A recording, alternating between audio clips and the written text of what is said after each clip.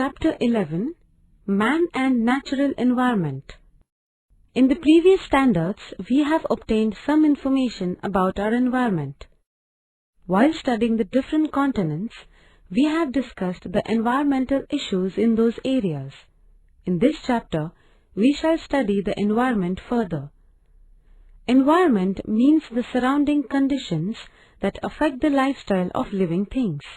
It includes biotic and abiotic components and all the forms of energy. Our surroundings include natural as well as man-made things. Human life gets affected by the environment and hence we find differences in the human life in different regions. Natural environment. All the components which come into existence naturally are included in natural environment. The landforms on the earth, the climate, water, minerals, soils, sunlight, as also plants, animals, etc. are all components of our natural environment. All of these affect the living world directly or indirectly. Cultural environment. In order to enrich his life, man has used natural resources and, in the process, he has brought about many changes in the natural environment. Human settlements, roads, farmlands, dams, and many other things have all developed through this. All these man-made components are included in our cultural environment. Interactions in environment. Varied types of interactions keep on taking place between the biotic, that is living, and abiotic, that is non-living components of natural environment. All the biotic components depend on one another as also on abiotic components. We constantly breathe in and breathe out air. This means there is an interaction between us, that is biotic component, and the air, that is abiotic component. Similarly, plants using solar energy produce food through photosynthesis. This also is an interaction between the biotic and abiotic components. Ecology. How many organisms live in a lake or a region? How do they obtain the food and energy for their survival? How are they interrelated? What changes take place in the abiotic components of the environment over a period of time? What are the effects of such changes on the biotic components? The science that addresses these and many similar questions is called ecology. Ecosystem. The entire earth, or a very small part of it, can be studied as a part of ecology. Of course, this study relates to a biotic community, that is, it relates to the closely interrelated organisms in that region. A biotic community that is closely interrelated and that interacts with the abiotic components is called an ecosystem. Ecosystems are mostly recognized by geographical region. For example, aquatic ecosystem, forest ecosystem, meadow ecosystem, lake ecosystem, etc. Our Earth is an all-inclusive ecosystem. On the other hand, even a lake or a small pond can also form an ecosystem. The biotic components in an ecosystem are classified as producers, consumers, and decomposers. The consumers are further subdivided into primary, secondary, and tertiary consumers. See figure 11.1. Function of an ecosystem.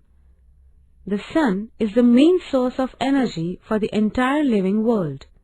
Green plants produce food with the help of solar energy through the process of photosynthesis. Hence, they are called producers. Plants utilize a part of the food they produce for their own growth. They store the rest of it in the form of an energy. Plants are used by herbivorous animals as food. As a result, they get the organic energy stored by plants. Herbivores become food for carnivorous animals and for omnivores like man. The energy in the form of food enters the body of the carnivores. The energy received by herbivores and carnivores is used for their physiological functions, that is, work. This is how an ecosystem works. See figure 11.2. The plants, that is, grass, are the producers, whereas the hare that uses only green plants as its food is a primary consumer. The hare becomes food for a snake. Hence, carnivorous animals like snakes are called secondary consumers. The snakes become food for an eagle. Hence, the eagle becomes the tertiary consumer and the highest level consumer in this food chain. Worms, insects, bacteria, fungi, molds, etc. decompose the remains of dead animals. Hence, they are called decomposers. Through decomposition, the organic matter in the bodies of animals is turned into inorganic matter which gets mixed in the soil. Through this process, the inorganic matter again become available to plants in the form of nutrients.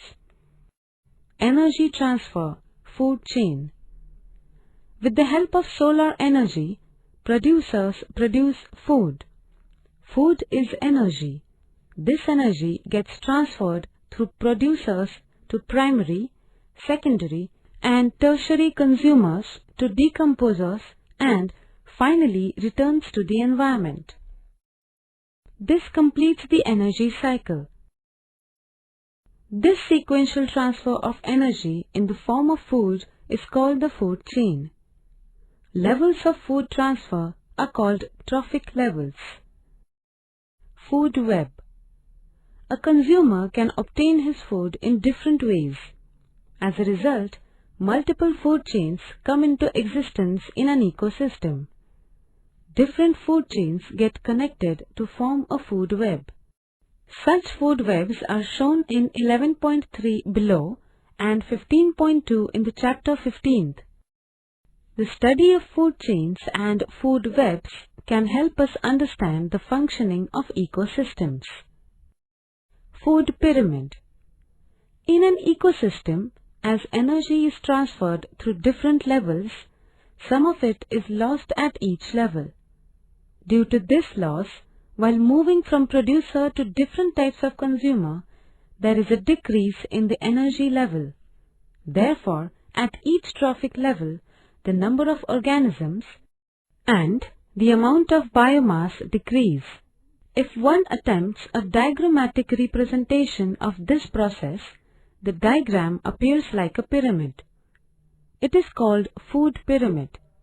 See figure 11.4. If the number of organisms or quantity of biomass at any level in the pyramid is increased or decreased, it has its effect on the organisms at other levels. Environmental balance.